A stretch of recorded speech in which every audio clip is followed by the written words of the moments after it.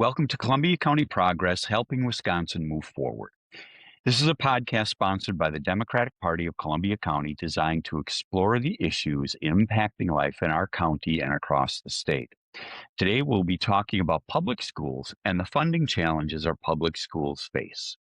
Our guests are Julie Underwood, former Dean of the School of Education at UW-Madison and currently a professor of education law, policy, and practice, and Heather DuBois Bourenane, Executive Director of Wisconsin Public Education Network, a nonprofit, nonpartisan public education advocacy organization. Welcome, Julie and Heather. Thanks for your interest. Maybe you can start just by telling us a bit about yourselves, how you found your way to careers that champion public education. I'll start because mine is the simplest. I come from an education family. My Mm-hmm. parents are educators. My siblings are educators. My children are educators. It was kind of the topic of conversation when I was growing up, uh, what was going to happen at the school board, those kind of things. And so it's how I was raised. I come to this work as sort of a reformed academic and public school parent who was very, very concerned about the direction our public schools were headed and the dramatic underfunding that we'd been seeing, and just started connecting the dots and wanting to do my part where I lived. I'm kind of an accidental expert on school finance as I look at it, but the more I know, the madder I get, and the more motivated I am to try to do something to make sure that all of our kids have what they need in our public schools. Tell us a little bit more about the network, about the Wisconsin Public Education Network. Our backstory is there was an organization called the Wisconsin Alliance for Excellent Schools that worked across the state and really had a traditional kind of lobbying piece. They were, as it says, working toward improving public schools in the state. And as we were looking to move to a more grassroots kind of network, because we thought it was important that people told their stories about the importance of public education to them, the importance of importance of their public schools to their communities, and that they talk to their legislators. So Mm-hmm. a grassroots kind of network seemed to be much more appropriate. And so we changed and we started this project called the Wisconsin Public Education Network, and we hired Heather, which was great fortune on our part, because she has managed to grow this organization in the ways that it has needed. We have a really old-fashioned grassroots organizing approach to this work. We think that relational organizing and having conversations with people who you know care about the same things that you do in your community is really the secret to moving forward on an issue that has become political in ways that make very little sense to folks and that really are underserving our kids. It turns out people care about this in every single corner of the state. And lo and behold, people were as mad as we were every single place we looked.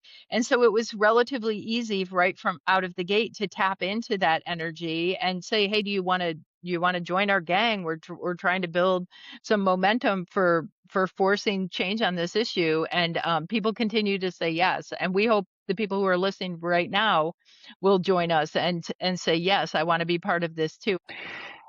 So let's jump into talking about the entity of education itself. What do you think are the greatest strengths of Wisconsin's public education system? I think we have a lot of great strengths, but most of them are historic.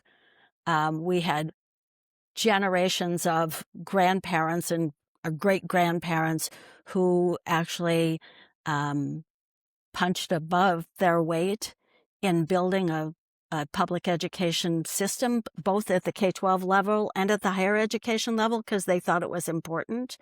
Hmm. And so they created great strength in this state so that we could do things that people didn't expect that we could do. We also have good community support. We have a great history of good community support that way. Um, Plus, we've got incredibly dedicated people in the public school system. I couldn't agree more. It's 100% the people. The amazing students that we serve all over the state bring all kinds of talents and energies and experiences and perspectives and cultures into our school buildings. And the educators who are there to try to meet their every need are just amazing professionals who e- e- power everything that makes our public schools great. But the truth Hmm. is, and this is literally our slogan, our public schools unite us. And that is their greatest strength. They bring us together and help us, model at this micro level what it really takes to get along with each other, how we can work with people who are different from us, how we can learn about things that may or may not interest us. And that notion of public schools unite us and public schools are the heart of the community is particularly important in rural communities. Public schools are critical to small communities. I mean, they're the ones who provide the hub. They're the ones that provide the activities. That's why people are so opposed to losing their public schools or consolidating their public schools. Right. They know Right. it's the heartbeat. It's the heartbeat of every community in the state.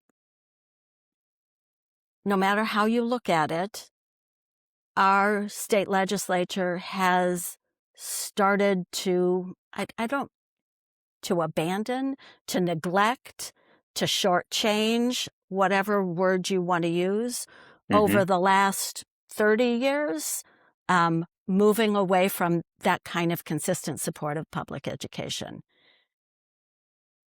Maybe that's because of, that's in some situations because of politics. Public education has always been seen as a nonpartisan issue, a nonpartisan investment. And unfortunately, over these years, that has become less and less true. Public schools have become a victim of partisan politics, and Hmm. that's incredibly unfortunate. There are real challenges for public schools, right? Especially urban public schools. Can you talk a little bit about that? You said the challenges, particularly in urban schools. I Hmm. just want to draw us back a bit because the challenges that we face in public schools across the state of Wisconsin are really the same, urban or rural. The face of it may look a little bit different, but the fact that we have more children with disabilities, both urban and rural. We Hmm. have more children in poverty, both urban and rural. Hmm. We have lots of newcomers, lots of students, an increasing number of students whose home language is not English, both urban and rural. All of those things are the same. Do you feel like the current kind of partisan divide is the greatest threat to the future of Wisconsin schools? Absolutely. Because as Heather always says, politics are our problem, but it's not our fault. And the fact that people are willing to make decisions that harm our children Hmm. because of a partisan divide to get at one or side or the other, or take a line, a party line that doesn't actually help children. That's all about politics. And so much of it harms children, harms our schools, Yeah. harms children. And if it harms children and harms our schools, it's going to harm our communities and our democracy and our future. I want to move into next kind of the complex question of how schools are actually funded. So, could you give us kind of a high level overview of funding of the public schools in Wisconsin? And I'm going to do this as broad strokes, right? Hmm. And first, I got to say that the way Wisconsin funds our public schools is very complicated, and in part because nobody's ever cleaned it up. It's the same system that was started, 50 years ago, and we just keep Mm-hmm. adding things to it. Unfortunately, the Mm-hmm. formula for allocating funds to public schools is pretty opaque and complicated. Doesn't need to be that opaque and complicated, but it is, and that's unfortunate. So we're funded by federal, state, local, and whatever bake sale money that we can get in addition. And the intent is to make sure that school districts who are property poor have a chance to fund their education system, even though they can't raise as much money. And in the state of Wisconsin and every other state, that education providing for a system of public schools is the state's responsibility. And in our state, even in our constitutional convention, when they were developing our constitution, they said, this is a state responsibility. And then they were thinking about how to fund it. And they said, well, we want the locals to kick in some money, but it's mainly a state Mm-hmm. responsibility. So they came to this notion of 2/3 funding. The fact that the state should pay for 2/3, the locals should pay for 1/3. Mm-hmm. And then, over modern times, we've had federal funding come in as well. So it's all of those together. In our system, we have a system of revenue caps. They're spending caps where Mm-hmm. the statute says that you can't spend any more than X number of dollars. Unfortunately, those have no connection to reality. Those revenue caps used to have an escalator on them, Okay. and that ended. The legislature repealed that escalator. The legislature has not kept in pace with inflation on those revenue caps for the last, since 2010. So we're pretty far behind. Let me say Yeah. one thing that we don't do is our state formula does a horrible job, unlike other formulas, a horrible job at tying funding to student need. Okay.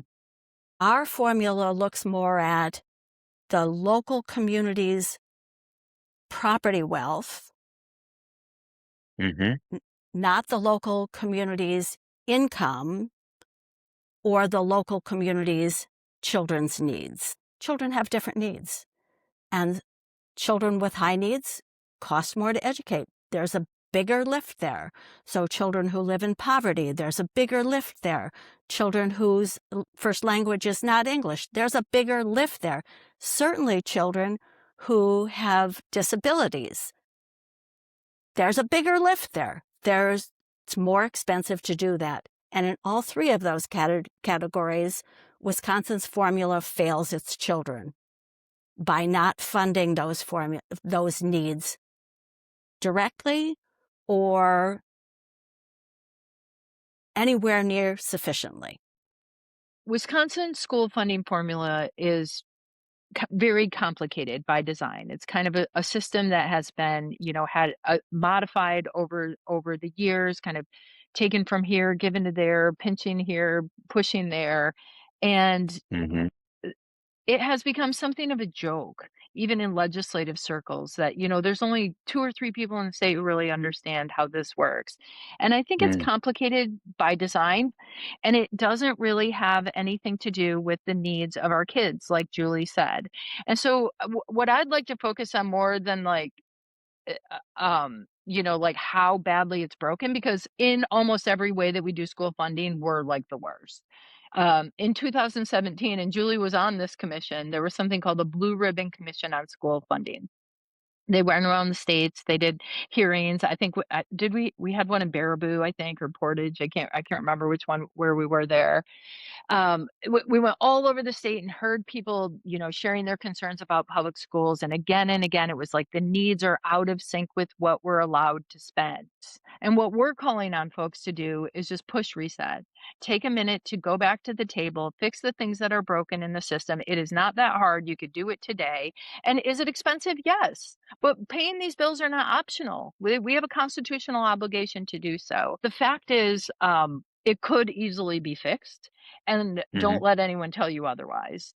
Not fixing it is a political choice, and I agree with Julie that politics is the number one thing standing between what our kids need and what they're getting right now. I want to just going off on a little bit of a tangent. The lawsuit that Green Bay has filed against the state. How relevant is that to what we've just been talking about? Does that seek to put in place some of these things that you're talking about could fix the funding?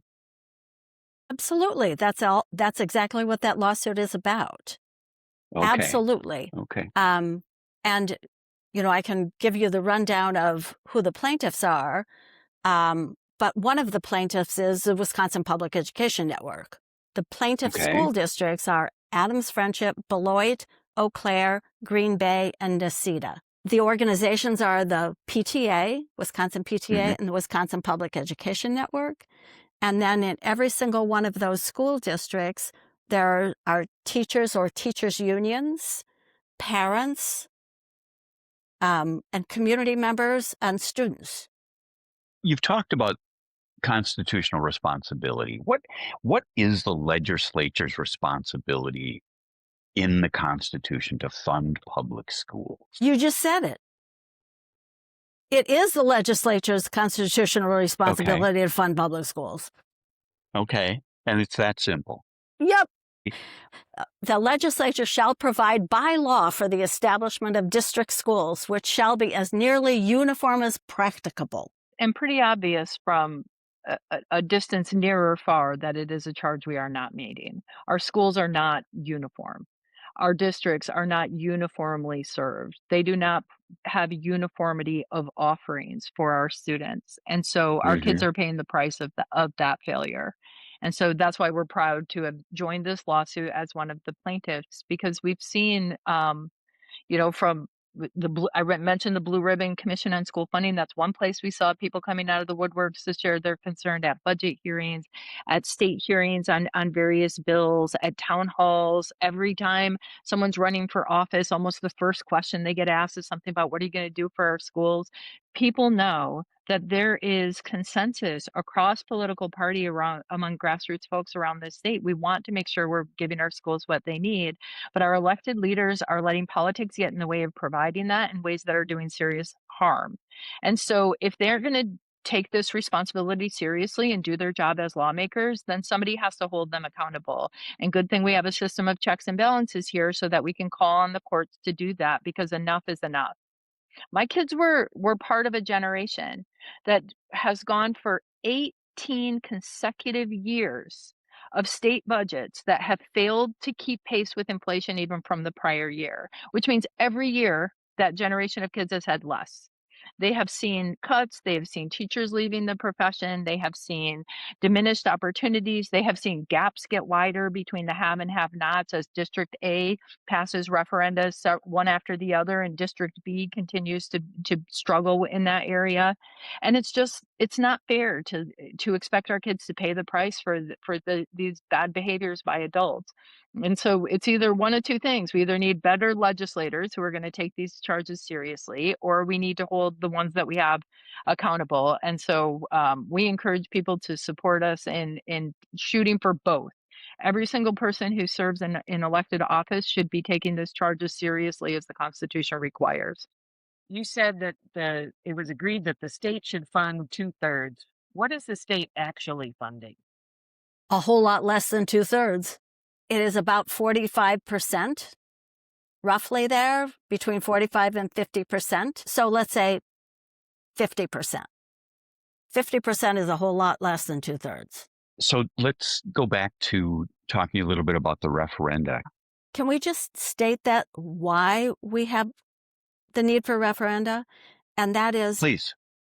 because we have these revenue limits that haven't even kept pace with inflation. Mm-hmm. And the legislature hasn't increased them. Therefore, the revenue limits has to go up by vote, by referenda. That plus the state has been providing less and less of its share, and the local school district has to fill that gap. I think Julie really nailed it. And like the glaring and fundamental problem here is that the state is not adequately funding public schools. But that also varies district by district, and how Mm-hmm. much you are allowed to spend by the state. That's what the revenue limit is, right? The state limits how much your specific district is allowed to spend, and there is no rhyme or reason to that number in relation to the needs in your community or in relation to the wealth in your community. And so it's pretty arbitrary. There are a lot of districts. I think over 300 of our 421 districts right now are operating at about 10% of their operating revenue is coming from referenda, voting to raise taxes on yourself so that you can fill in the gap with local tax money.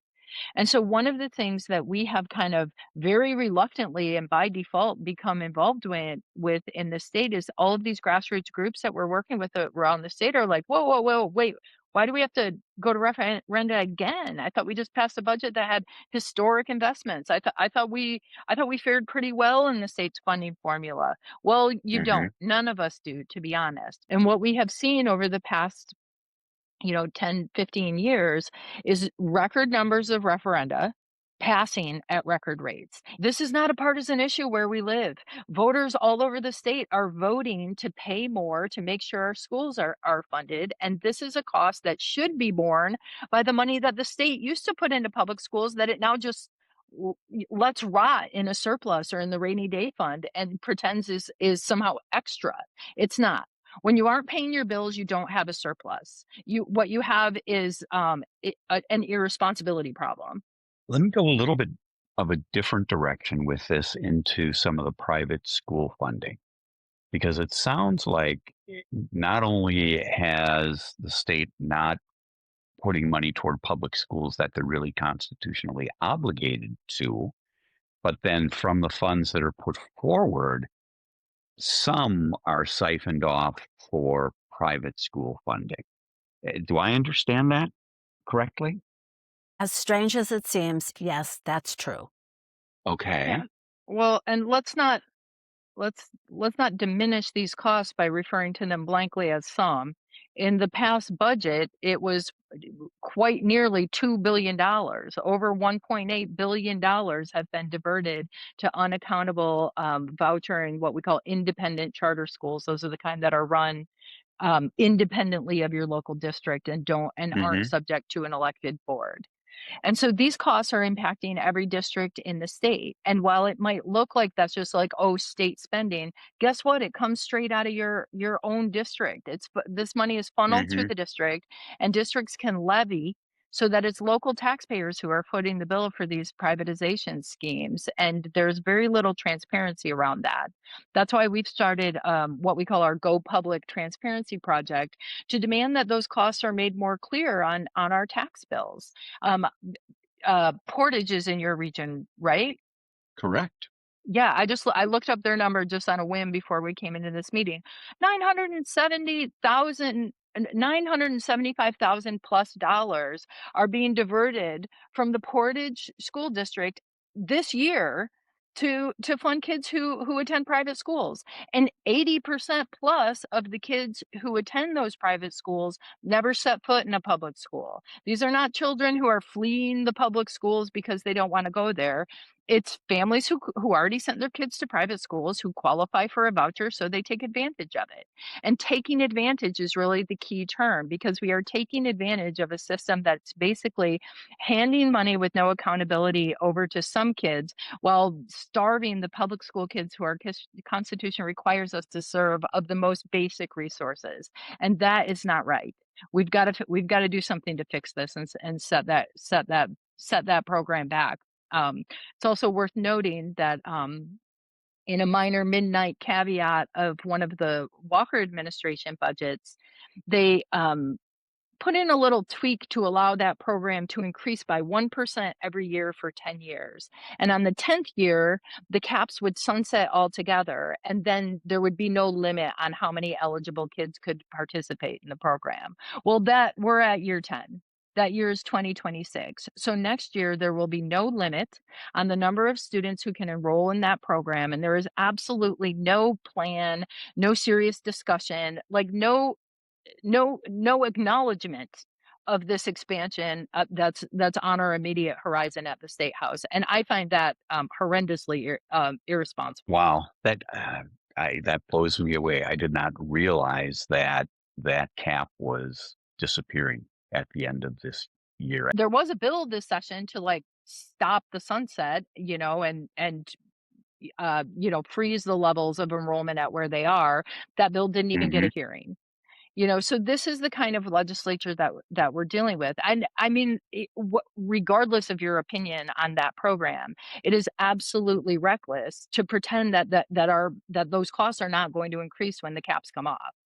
One other piece here, 80% of 80% of the kids have never stepped foot in a public school. So the only thing that changes for them when they get a voucher is that their families don't pay, the state pays. I think listeners might worry that property taxes will skyrocket if we funded schools the way they should be.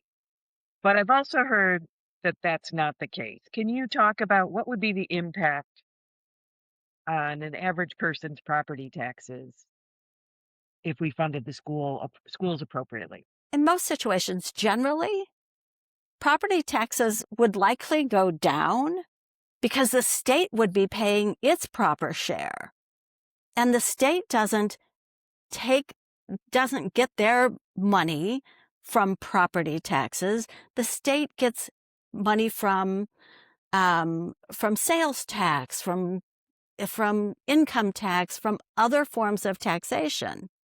And if they were paying their 2/3, even if we increase the amount of money that's going to schools, it would likely lower local property tax. We have the resources right now to do right by our kids, and we're simply making the choice not to do it because our kids can't fight back, right? And so it's an easy thing to cut from, and it's easy to say public schools is expensive. Well, yeah, it is.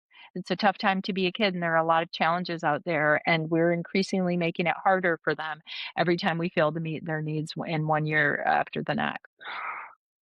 There was a deal on the table that the governor and two legislators had negotiated.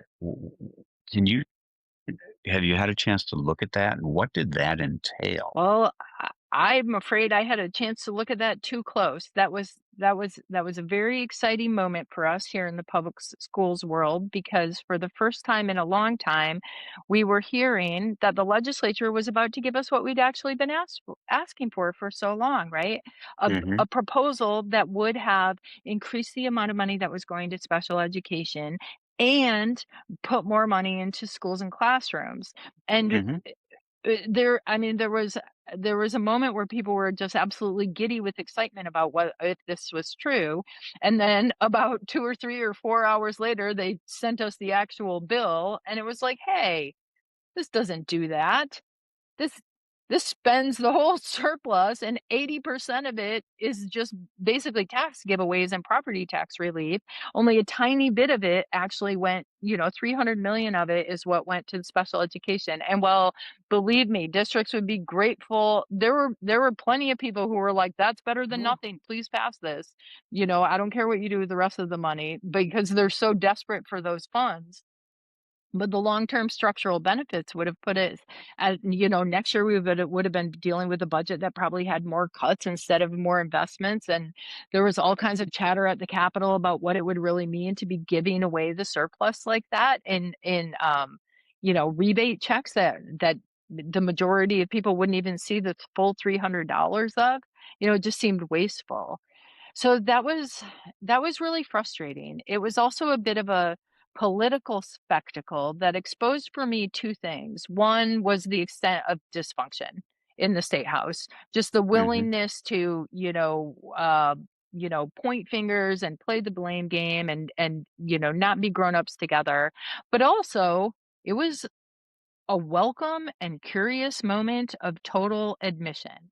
For the first time in the history of since I've been doing this work, we had Republicans and Democrats alike saying the same thing in unison. We are not doing right by our kids. We are not meeting the needs of our public schools. We need to use this surplus to fix what we broke in previous budgets and like allocate some funds towards them. And their refusal in this moment to get back to the drawing board and fix it is absolutely infuriating. I don't know if we even mentioned it yet in this conversation, but if you didn't know, you're going to know it right now. The last state budget, the one they passed last summer, gave literally $0 in spendable aid, state aid, new general aid to our public schools for the first time, we believe, in history. And the impacts of that are absolutely staggering. There was a, a, a, a modest increase to the special education rate that I believe still keeps us at worst in the nation for how we fund special ed as a reimbursement rate, and didn't even get close to the allocation that they had hoped because they didn't allocate enough funds for it. And so it was very frustrating to see this play out as kind of a political gimmick when in fact Hmm. we could have provided serious relief, but it's not too late to do that. And we hope that that happens sooner rather than later because our kids shouldn't have to wait another year to have the needs they have now get met. And we should use the resources that we have now to address the needs we have now, especially when we're dealing with children. You have to remember that budgets are moral documents. Hmm. Budgets show you what your values are. What do you think's important? What are you willing to spend money on? And quite clearly, our legislature has failed us. If they're not willing to spend money on what is required of them, that's Yeah. um, it's shirking their responsibility. It's neglecting their children. And society in general, which I want to jump in and talk about that historical question that we moved kind of to the back here. Why are public schools important enough to have funding required in the Constitution of the state? Even when they were writing the federal Constitution, um, you can find quotes from nearly every signer of the Constitution or the Declaration of Independence that says an educated citizenry is necessary for democracy. If you don't have people who can serve on juries, who can understand a ballot initiative, who can understand the issues to the point of actually making a critical decision about how to vote or whether they want to serve running for office. If you don't have an educated populace that can do all of those things, you're going to go back to tyranny. You're going to go back to a fascist government, an autocracy. Only if you have an educated citizenry can you have a democracy, because it relies on people's decision making. You wrote a piece in 2012, Julie, about ALEC. Can you comment a bit on why there are these organizations that are so intent on undermining public education? Well, I was honored to be given the responsibility to um, to look at old ALEC documents, and this is before we all knew what ALEC was, because this truly was ALEC exposed. And looking at those old documents as to why those who made up ALEC were interested in breaking down the public education system, and it became very clear and actually very scary, because of course ALEC is made up of people who are interested in wealth, people who are interested in making sure their corporations increase and their own personal wealth and power increases. And there were old documents that were talking about everything that's wrong with our society and everything that's wrong with public education today started when we opened public school doors to everyone equally.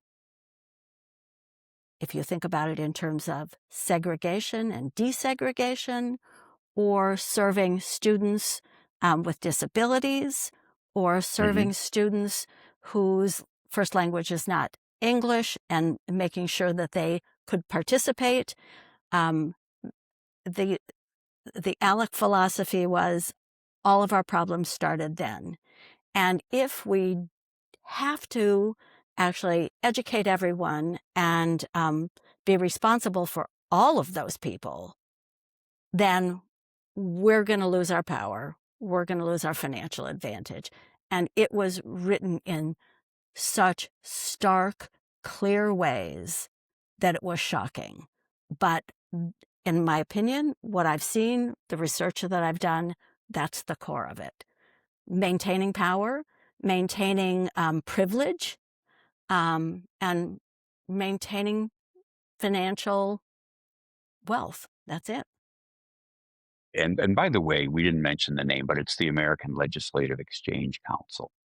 And my understanding is the way that it works is a state legislator could join for like $100. But if I wanted to join as a citizen, it would cost me about $5,000. And the rest of the members are corporate partners that are basically writing laws from the perspective of what's best for someone who's wealthy, someone who is a corporate owner. Let's take a little bit of a turn toward wrap up. And our listeners are very engaged, very interested in helping in some way. What can they do to help bring about change and support public schools in Wisconsin? There are plenty of entry points into the fight. You can support your district right where you live by getting organized. Connect with us, wisconsonnetwork.org. We do workshops and trainings and have regular meetings and a very informative email list that helps you stay abreast of what some of the top and most pressing policy measures are that you can take a stand on. And I honestly believe that the only way we're going to fight back against this like well-oiled, deeply funded dark money machine is by putting personal and political pressure on people who have decision making power, and by making sure that the people who are elected to serve us are people who truly do share our values and our vision and our commitment to making sure that our schools are positioned to thrive and our kids have what they need. But my bottom line advice is now is not a time to be on the sidelines. If you truly care about this issue, you need to be an active player in doing something about it. And our silence is not just complicity, but it's an endorsement. And so we need to start speaking up stronger, louder, and together. And we need to refuse to be pitted against each other, to beg for crumbs when it comes time to allocate state resources when our kids are starving right in front of our eyes. I do want to raise one other flag that is something that we often get asked about that hasn't really come up in today's conversation too much, which is when these attacks on our public schools, attempts to underfund and undermine them, prove unpopular and ineffective, like they are in Wisconsin, when we just keep, fine, we'll fund it. We'll just keep raising taxes on ourselves and fund them where we live until we can get better lawmakers. We'll sue the state. You know, we are going to fix that funding problem, even if it's slow. But when those attacks aren't fast enough, they turn to other tactics that are equally damaging. And I think we see a lot of that in what we might call the culture war attacks on our public schools, you know, pretending that our districts have some kind of agenda that they're trying to impose on children and stuff, and diminishing the value of the most beautiful thing thing about our public schools, which is that they accept all, welcome all, and serve all kids, and trying to make it that seems somehow sinister. I mean, that is a real threat too. We are seeing those kind of attacks and um, attempts by sometimes school boards, sometimes individuals in the communities to dictate what can and could and should be taught. That's part of the bigger struggle. These attacks are not isolated from the attacks on funding, from the undermining of our institutions, from the attempts to disparage our public schools. And and most important thing you need to know is that showing up is everything. And so when you show up at a school board meeting to show your support for educators, to show your support for students, to express that you share a value of reaching every kid and making sure that they feel safe and welcome in your school building, then that's the sort of change making that we really need to do together. And sitting out those local fights shouldn't be an option either. So really stay vigilant and stay involved and be part of change making. You know, it's not as hard as you think to run for school board if you're ready to do that. It's not that hard to find other people who are. We can help you take those first steps if you're ready to have those conversations, and we'd love to learn more. Okay. So have some of those attacks come in the form of parents' rights versus governance by a school board, by an elected body? Absolutely. Because, rhetoric is everything. And there is uh, a another ALEC bill that's called the Parents' Bill of Rights. And the Parents' Bill of Rights really is saying that a parent can dictate anything, and they can have customized education for their own child, that the school board doesn't have the authority to set curriculum, to set policy, to require things. Um, and and as one parent makes those demands, they can also take things away from other students as well. So the Parents' Bill of Right. Rights is really all about anti-school board authority. It is absolutely true that most parents are the best experts on their own kids. There's no question about that. I mean, there the suggestion that anyone is suggesting otherwise is absurd. But there are a lot of kids who don't have an adult in their life who's really going to bat or looking out for them, and there are a lot of kids in in our schools who are not supported in their home environments, and there are a lot of kids who are at risk in public school systems. There are a lot of kids who are homeless in our schools, who have special needs, whose needs need to be addressed. And this is neither the fault or the sole responsibility of their parents, but rather a collective commitment that we have made with each other that we will work together. That is literally the democracy part of public schooling, to make sure these needs are met. We will elect board members who will make sure that we have leaders and structures in place to meet the needs of all kids. We will hire teachers who are fully licensed professionals who will be ready on day one to provide the level of instructions our kids deserve. We will be in the schools as volunteers and supporters in whatever capacity we can, and we will be active partners in working with our districts to make sure that our schools have what they need. This is the vision of a thriving public school system where we're all working together. This public school is the hub of the community. Somebody passes away, we hold the funeral in the school gym. Somebody retires, we all come to the reception, right? This is what it looks like in a lot of our communities where our public schools have brought us together. And pretending that that isn't the sort of real fabric of our lived experience does harm not just to our schools, but to us as community members. And we've got to say enough is enough. If you share the view that our public schools should be places of joy and places where we all get along, even when we disagree, then you should be fighting back against these sort of attacks on what can and should be taught. And you should be fighting for preservation of democratic structures that make sure our kids have what they need every day. What is there anything else that you can think of that you'd like us to include, that you'd like to say that we haven't asked? We have not talked about special education funding. Mm, Our state is very unusual in the way that we fund special education obligations. And I don't want to Okay. pit special education families against regular education families. And usually, they're the same family. And Yeah. special Yeah. education kids are regular education kids first. They're all our children. So I Yes. don't not trying to do that. But the way we fund special education in our state is a reimbursement after the fact. So we've Okay. reimbursed last year's bills, and that reimbursement rate has declined and declined and declined over the years. Hmm. It just keeps ticking down, and one of the reasons that it keeps ticking down is that the legislature puts in X number of dollars, and when they don't increase that pot, the percentage allocation just declines because costs go up, and if you keep that pot at the same size, your share of what you take out of that pot is going to decline. It's just math. And so what we've seen is this declining state responsibility for special education costs. Special education is a moral obligation. It's what Hmm. we need to do, but it's also a federal statutory obligation and a state statutory obligation. So school districts have no choice in this. They're fulfilling their obligation as they should.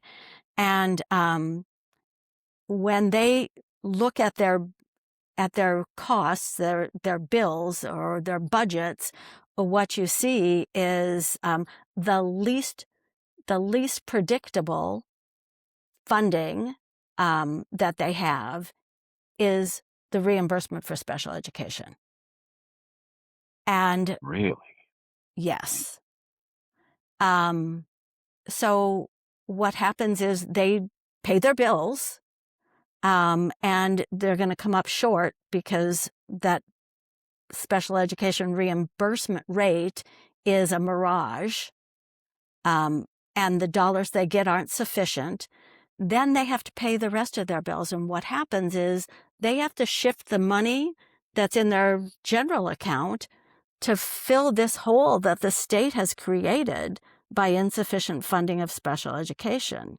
So they shift money over, and what that means is they're going to cut out things for everybody. For the general fund, they're going to cut out library acquisitions. They're going to cut out staff. They're going to cut out deferred maintenance. They're going to cut out however they can to pay this bill left by the state abrogating its responsibility to special education.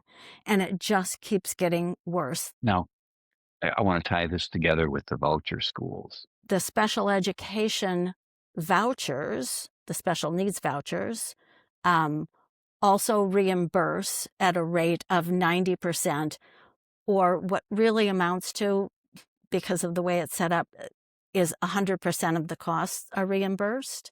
It's also worth noting that even under these circumstances, even if your kid attends a private school on a special needs voucher, the private school is still not under a legal obligation to meet the special needs of that child, to address their specific disability, even to install wheelchair ramps if your kid is in a wheelchair. They are still exempt from those requirements that public schools have to follow American Disability Act or IDEA, et cetera. And the public school is still responsible for assigning the IEP for that student, the individualized education plan, if you're unfamiliar with that lingo, Yeah. and for providing the special education and students for the special education services for students with disabilities across all sectors. And so the enormity of this work on the public school side compared to the enormity of unaccountability on the private school side is really jarring. And it creates sort of a very confusing political landscape that I think is hard to talk your way out of, because kids are being harmed on both sides of that equation. I have to tell you, I'm blown away by the two of you, Heather. I understand why Julie says that you are so the network is so fortunate to have you at the lead, and Julie, Wisconsin is so fortunate for having you here for all the work you've done over all these years. This is something, having spent a long time in education and in special education, I felt like I knew a lot about, but I'm just blown away. So thank you for everything that you're doing and for being here with us today.